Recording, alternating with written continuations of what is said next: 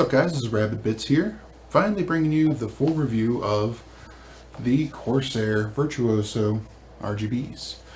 I've been messing with them for several weeks now, trying to come up with an actual conclusive review on them.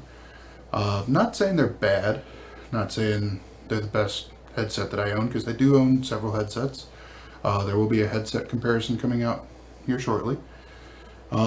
Just trying to figure out their place, if you know what I mean. Just like I did with the microphone test, which can be found here. There's a different place and a different time for different types of headphones. These being gaming headphones, that is definitely what they excel at. I attempted to use them for music several times, and truthfully, they just don't sound that great. Now, to untrained ears, they might sound perfect. I mean, with that being said, I own, Sennheiser Momentums. I have studio grade headsets. They're just not that great for music. Now, for gaming aspect, they are absolutely amazing. The spatial sound, perfect. They're advertised as having a 7.1, which is a mock 7.1, but it's just a flare term anymore when it comes to gaming headsets. They really truly don't have surround sound. But with that being said, these have a 50mm driver in them, and that's just 150mm on either side. You're not going to get that true surround sound effect out of just a dual driver. You're just going to get stereo. It's going to mimic it, but it does mimic it very well. That's just software control. These also use Corsair's slipstream technology, which truthfully is kind of a godsend. Most of my wireless headsets that operate off of Bluetooth or Wi-Fi, you are going to struggle to get very far. I mean, the average Bluetooth range is about 30 feet. These are advertised at 60 feet. At 60 feet, I struggle to believe that one, but these do cover my whole apartment with ease. You guys obviously don't know my apartment, but the layout of my apartment, the office is in the corner room. When we get to the other side of the apartment, we start to get a little bit of latency when it comes to listening to music, listening to games. It's starting to drop out, which I could believe that is 50-ish feet. And even then, just a little bit of a dropout, that's doable. That is very doable at that range. When I use my Momentums, I tend to keep my phone on me, because if I do the same thing right around the living room, I start to get that latency too with the music, where it basically skips a frame and comes back forward with the music. If you've ever heard it before, you know exactly what I'm talking about. Battery life is rated at about 20 hours on these guys. With that, I'm sure the 20 hours is rated without RGB on. With RGB on, it's going to take away any sort of battery life that you have, but I still get really good battery life. I use these for live streams, for recordings. If I had to give an estimate on how long in between recordings in, we'll say, an hour-ish format, most of my live streams are between 3 to 4 hours that I'm on them, and I'll go 2 to 4 live streams before actually having to plug them in. So 12 to 15 hours approximately with RGB on. Without it on, I could easily see 20 hours. That's not even that big of an issue. But even if you are running them wired, they use a USB Type-C, which I did show you in the unboxing. As for the RGB, it uses Corsair's IQ technology, which is a little convoluted to set up. Truthfully, it's not that bad with these guys. There's very minimal things you can do. It's just the logo on the ear cups that you control the RGB on. So there's very minimal things. It's not like trying to set up a full keyboard array. As for the microphone, it's coined as a broadcast quality microphone. It's far from it. I already pointed up to a microphone comparison test. If you listen through that, I did include the microphone on these Corsairs in there. Compared to what are arguably broadcast quality microphones, even the microphone that I'm using right now technically would be considered broadcast quality, because you do actually see these out in the field for news studios and things like that. As for a headset microphone through wireless, I have zero complaints. Absolutely none. I have heard worse wired headsets than these wireless. But with that being said, I mean, there is room for improvement. You are still cramming a lot of microphone into such a tiny little capsule. Plug back in. Thank you. Microphone is omnidirectional. That unfortunately means that the sound isolation of your voice leaves a little bit to be desired. If it was, how do you hear bug? If it was some sort of cardioid pattern, that would work out so much better. But again, it's a small capsule microphone. You're going to struggle to get any sort of noise isolation from any other direction around the microphone. But again, I can't complain. Let's go ahead and listen to the microphone actually. If you go back and listen to the microphone test again, it is in there. But let's actually go ahead and dwell into the microphone real quick. This is the microphone on the Corsair Virtuoso RGB SEs. This is up close to the computer, up close to the slipstream connector. Apparently you can hear pounding in the kitchen.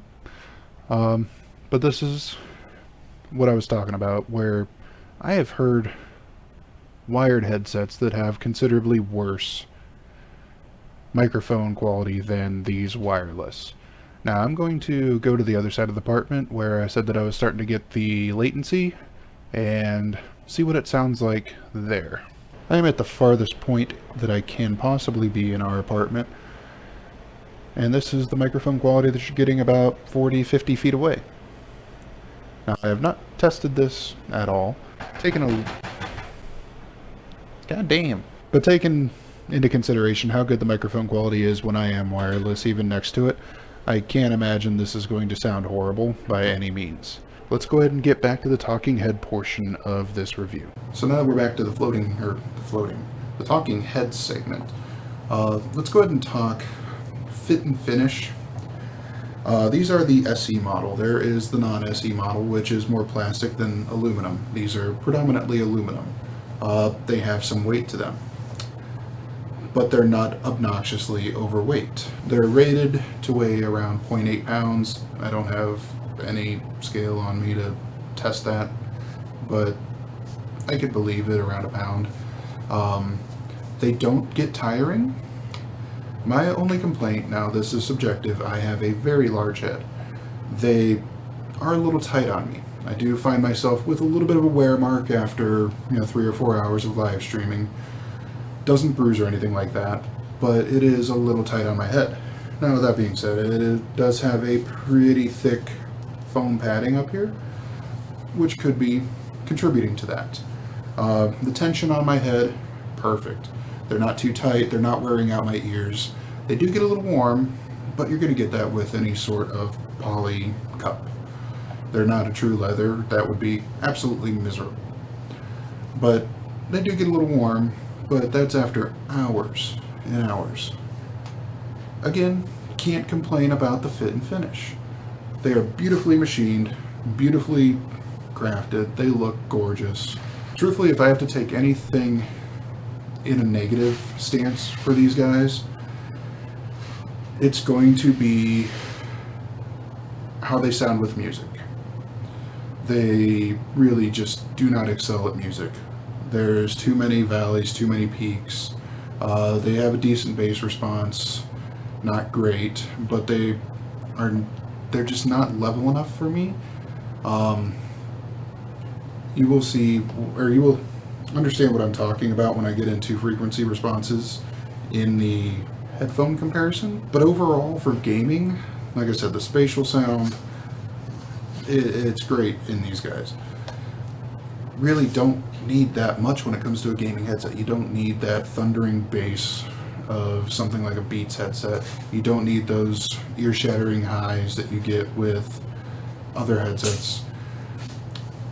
These do have the random peaks and valleys though. They're more mid-heavy than anything. They start to taper off towards the high end. Again, not that strong on the bass.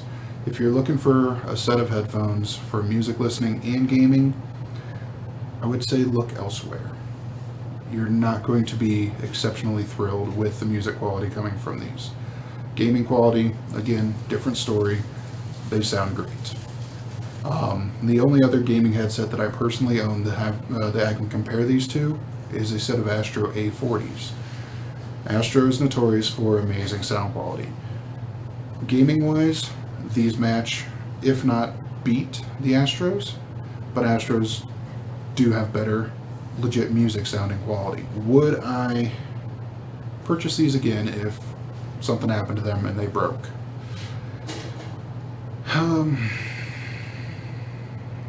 That's a tough one. That is a tough one.